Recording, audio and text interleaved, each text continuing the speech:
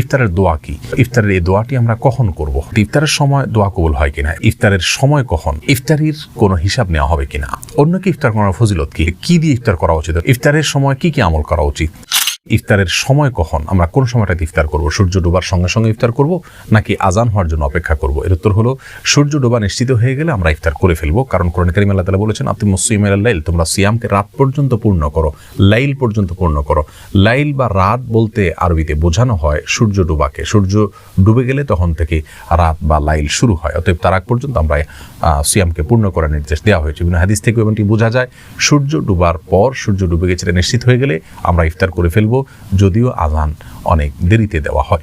বেশিরভাগ মসজিদে মুয়াজ্জিন সাহেবরা আজান দিয়ে থাকেন নিজেরা ইফতার করার পর, তাহলে বোঝা গেল ইফতারের সময়টা আগেই হয়ে গেছে। আজানের সাথে ইফতার এটা শর্তযুক্ত কোনো বিষয় নয়, বিধায় আমরা সূর্য ডুবে গেছে এটা নিশ্চিত হয়ে গেলে ইফতার করে ফেলবো। এটা হলো ইফতারের সময়। রাসূল করিম সাল্লাল্লাহু আলাইহি সাল্লাম বলেছেন যে উম্মত যতদিন পর্যন্ত সময় হওয়ার পর অবিলম্বে ইফতার করবে এবং সারিটা শেষ সময় করবে ততদিন তারা কল্যাণের ভিতরে থাকবে। ইহুদিরা দেরিতে ইফতার করে এবং শিয়ারা দেরিতে ইফতার করে, বিধায় অন্ধকার হওয়ার অপেক্ষা করব না, দেরি করব না, বরং সূর্য ডুবাটা নিশ্চিত শুধু হওয়ার চেষ্টা করবো। সে নিশ্চিত হয়ে গেলে ইনশাআল্লাহ আমরা ইফতার করে ফেলবো। ইফতারির কোনো হিসাব নেওয়া হবে কিনা? আমরা অনেকে মনে করি যে যা খাবে রমজান মাসে তার কোনো রমজান মাসের খাবারের কোনো হিসাব নেওয়া হবে না। এটা ভুল ধারণা। আসলে প্রত্যেকটা খাবারের হিসাব নেওয়া হবে। বিশেষ করে হারাম যদি ভক্ষণ করা হয় তাহলে তার জন্য জবাবদিহি করতে হবে। কেউ যদি অপচয় করেন তার জন্য হিসাব দিতে হবে আল্লাহ সুবহানাহু ওয়া তাআলার কাছে। বিধায় আমরা এটা মনে করার কোনো কারণ নাই যে রমজান মাসে খাবারের কোনো হিসাব নাই, ইফতারের খাবারের কোনো হিসাব নাই। এটা ভুল ধারণা, বরং সব খাবারের হিসাব গ্রহণ করা হবে। অতএব অপচয় যেন আমরা না করি এবং হারাম ভক্ষণ না করি, সেই দুটি বিষয় আমাদের খেয়াল বিশেষভাবে করা উচিত। অন্যকে ইফতার করার ফজিলত কি? এর উত্তর হলো অন্যকে যদি আমি ইফতার করাই অন্য রোজাদার ব্যক্তিকে, তাহলে সেক্ষেত্রে ওই ব্যক্তি রোজা রেখে যে পরিমাণ সওয়াব পেয়েছেন তাটা তিনি পাবেনই, অতিরিক্ত হিসাবে আমাকে আল্লাহ সুবহানাহু ওয়া তাআলা একটি রোজার সওয়াব দান করবেন। আমি নিজে রোজা রেখে তো সওয়াব পেলামই, আরেকজনকে ইফতার করানোর ফলে তার সমপরিমাণ সওয়াব আমি পাবো। এবং অন্যকে ইফতার করানোর ক্ষেত্রে যে তাকে পেট পুরে খাওয়াতে হবে এমন কোনো কথা নয়। যে কোনো খাবার দিয়ে তার ইফতারের ব্যবস্থা না থাকে, ইফতার আয়োজন আপনি করলেন বা আপনি তাকে ইফতার খাওয়ানোর আয়োজন করলেন, সেটা খুব সামান্য একটা খেজুর দিয়ে হতে পারে, তার মাধ্যমে আমরা সওয়াবটা পেতে পারি। ইফতারের সময় দোয়া কবুল হয় কিনা? প্রশ্ন উত্তর হলো ইফতারের সময় দোয়া কবুল হওয়া নিয়ে অনেক আলোচনা রয়েছে। রাসূল করিম সাল্লাল্লাহু আলাইহি ওয়াসাল্লামের একটি হাদিস থেকে আমরা জানতে পারি, তিনি বলেছেন, মুসনাদ আহমদ এবং ইবনে হিব্বান বর্ণনা করেছে যে সালাতুন লা তুরাদ্দু দাওয়াতুহুম আও সালাসাতুন লা তুরাদ্দু দাওয়াতুহুম, তিন ব্যক্তির দোয়াকে ফেরত দেওয়া হয় না। তার ভিতরে একটি হলো হাসসাইম হাত্তা ইফতার, রোজাদার ব্যক্তি ইফতার করা পর্যন্ত তার দোয়া ফেরত দেওয়া হয় না। ওয়াল ইমামুল আদিল, এবং ন্যায়পরায়ণ বাদশাহ, তার দোয়া ফেরত দেওয়া হয় না। ওয়া দাওয়াতুল মাজলুম, এবং মাজলুম বা অত্যাচারিত ব্যক্তির দোয়া ফেরত দেওয়া হয় না। এই হাদিস থেকে বোঝা যায় যে রোজাদার ব্যক্তির দোয়া কবুল হবে এবং সেটা ইফতারের আগ পর্যন্ত। ইফতারের আগ মুহূর্তে বিশেষভাবে দোয়া করতে হবে, হাদিস থেকে সেটি বোঝা যায় না। তবে তিরমিজির অন্য একটা বর্ণনা থেকে আমরা জানতে পারি এই একই হাদিস প্রায়, সেখানে শুধু একটু ভিন্নতা রয়েছে। সেখানে বলা হচ্ছে হেইনা ইফতির, অর্থাৎ রোজাদার ব্যক্তি যখন ইফতার করে ওই সময়টা দোয়া কবুল হয়। তাহলে এই হাদিস থেকে বোঝা গেল যে ইফতার করার সময়টাতে দোয়া কবুল হয়। ইবনে মাজার একটা হাদিস রয়েছে, সেখানে ভাষ্য হলো এরকম, ইন্নাহু লিসসাইমি ইনদা ফিতরিহি দাওয়াতুন লা তুরাদ, নিশ্চয়ই রোজাদার ব্যক্তির ইফতার করার সময়টাতে একটা দোয়া তার কবুল করা হয়। তো এই হাদিস থেকে বোঝা যাচ্ছে যে ইফতারের সময় দোয়া কবুল হয়। সব মিলিয়ে আমরা বলতে পারি সারাদিনই রোজাদার দোয়া কবুল হয়। তবে ইফতারের আগ মুহূর্তে মানুষের শরীর ভেঙে পড়ে, মানুষ দুর্বল থাকে, আবার সূর্য ডোবার সময়টা খুব গুরুত্বপূর্ণ জিকিরের সময়।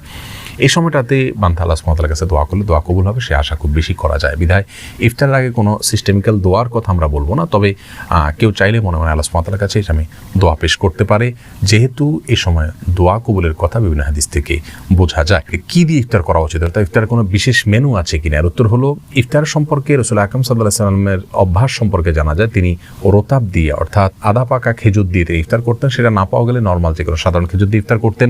সেটাও না পাওয়া গেলে পানি দিয়ে ইফতার করতেন। বিধায় আমরা খেজুর দিয়ে ইফতার করার চেষ্টা করব, যেহেতু সারাদিন আমরা ক্ষুধার্ত থাকার পরে, তৃষ্ণার্ত থাকার পরে আমাদের শরীরে প্রচুর পরিমাণ সুগারের ঘাটতি থাকে। এই মুহূর্তে খেজুরটা অনেক বেশি আমাদের স্বাস্থ্যের জন্য উপকারী হয়। বিধায় আমরা খেজুর দিয়ে ইফতার করবো ইনশাআল্লাহ। যদি খেজুর আমাদের হাতের নাগালে না থাকে, সুযোগ না থাকে খেজুর দিয়ে ইফতার করার, তাহলে পানি দিয়ে ইফতার শুরু করব। এরপরে যে কোনো হালাল খাবার খাবো, তবে স্বাস্থ্য সুন্নাহসম্মত খাবার অবশ্যই গ্রহণ করার চেষ্টা করব। ইফতারের সময় কি কি আমল করা উচিত? আসলে ইফতারের সময় বিশেষ কোনো আমল নাই। আমরা একে অন্যের সহযোগিতা করবো, বাসায় মা বোনদের সহায়তা করবো, ইফতার আয়োজনের জন্য সবাইকে নিয়ে বসবো ইনশাআল্লাহ। আর বিসমিল্লাহ বলে ইফতার শুরু করবো। ইফতার আগ মুহূর্তে মনে আল্লাহর কাছে দোয়া পেশ করবো, যেহেতু রোজাদারের দোয়ার কবুলের শেষ সময়টা হলো ইফতার বিদায়, শেষ মুহূর্তে এসে আল্লাহ সুবহানাহু ওয়া তাআলার কাছে আমরা দোয়া পেশ করব। আর সেই সাথে বিসমিল্লাহ বলে ইফতারের খাবার শুরু করব। ইফতার কিছুটা খেয়ে বা শেষ করে তারপর ইফতারের দোয়া পাঠ করব। এর বাইরে ইফতারের সময় অন্য কোনো আমলের কথা কোরআন সুন্নাহ আমাদেরকে বলে। ইফতারের দোয়া কি? ইফতারের দোয়ার বিষয়ে বলবো। আবু দাউদে বর্ণিত হয়েছে রাসূল আকরাম সাল্লাল্লাহু আলাইহি ওয়াসাল্লাম থেকে, যাহাবা যমা ওয়াবতাল্লাতিল উরুক ওয়া সাবাতাল আজরু ইনশাআল্লাহ, এই দোয়াটি, যার অর্থ হলো জাহাবাজ জমা মানে হলো তৃষ্ণা বিদরিত হয়ে গেছে, আমাদের তৃষ্ণা দূর হয়ে গেল, ইফতার করলাম। এবং ওয়াবতাল্লাতিল উরুক, আমাদের শিরা উপশিরাগুলো শীতল হয়ে গেছে। এবং ওয়াসাবাতাল আজরু ইনশাআল্লাহ, আল্লাহর কাছে আমাদের আজার বা বিনিময় এটা দাঁড়িয়ে গেছে আল্লাহ যদি চান। তো এই দোয়াটি পড়া সুন্নাত। এর বাইরে একটি দোয়া আমাদের দেশে খুব বেশি প্রচলিত আছে, আল্লাহুম্মা লাকা সুমতু ওয়া আলা রিজকিকা আফতারতু, অর্থাৎ আল্লাহ আপনার জন্য সিয়াম পালন করলাম এবং আপনার জন্য ইফতার করলাম, অর্থাৎ আপনাকে সন্তুষ্ট করার জন্য সিয়াম পালন করলাম এবং আপনার সন্তুষ্টির জন্যই আমরা ইফতার করলাম। তাহলে এই দোয়াটিও আবু দাউদে বর্ণিত হয়েছে। এই দোয়াটি রাসূল আকরাম সাল্লাল্লাহু আলাইহি ওয়াসাল্লামের দিকে সম্বন্ধ রয়েছে। সেই সনদকে কোনো মুহাদ্দিস আপত্তি তুলেছেন, জয়ীফ বলেছেন, জয়ফের দাবি করেছেন। তবে এর আরও বিভিন্ন সূত্র রয়েছে।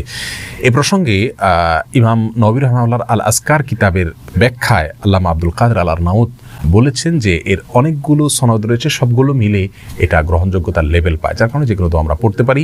জাহাবাজ জমা ওয়াবতাল্লাতিল উরুক ওয়া সাবাতাল আজরু ইনশাআল্লাহ, এই দোয়াটি বিশুদ্ধভাবে প্রমাণিত, সেই সাথে হাসান সূত্রে প্রমাণিত, সেই সাথে আল্লাহুম্মা লাকা সুমতু ওয়া আলা রিজকিকা আফতারতু, এই দোয়াটিও গ্রহণযোগ্যভাবে প্রমাণিত বিধায় আমরা যে কোনো দোয়া করতে পারি। আরও একটি দোয়াও রয়েছে। ইফতার সম্পর্কে সর্বশেষ যে প্রশ্নের উত্তর দিতে চাই তা হলো, ইফতারের এই দোয়াটি আমরা কখন করব? এর উত্তর হলো, এই দোয়াটি আমরা ইফতারের শেষে করব, অর্থাৎ ইফতারের শুরুতে তো বিসমিল্লাহ পড়ে ইফতার করব, ইফতার করা শেষ, এরপর আমরা এই ইফতারের দোয়াগুলো পাঠ করব। অনেকে মনে করেন ইফতারের দোয়াগুলো আগে পাঠ করতে হয়, এটা ভুল ধারণা। মূলত ইফতারের দোয়াগুলো ইফতারের পরে পাঠ করতে হবে। ইফতার সামান্য কিছু খেয়ে তারপর আপনি পাঠ করতে পারেন। আল্লাহ সুবহানাহু ওয়া তাআলা আমাদের সকলকে সুন্নাহসম্মত ইফতার এবং বিশুদ্ধভাবে সকল আমল করার তৌফিক দান